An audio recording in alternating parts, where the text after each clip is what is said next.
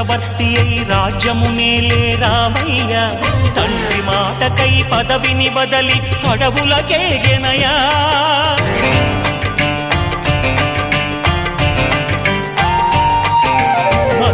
జనులను కావగ వచ్చిన మహావిష్ణు అవతారమయ ఆలిని రక్కసుడపహరించితే ఆక్రోశించెనయా అసురుని త్రుంచి అమ్మను తెచ్చి అగ్ని పరీక్ష విధించెనయా సాగలి నిందకు సత్యము చాటగ కులసతినే విడనాడెనయ నా రాముని కష్టం లోకంలో ఎవరూ పడలేదయ్యా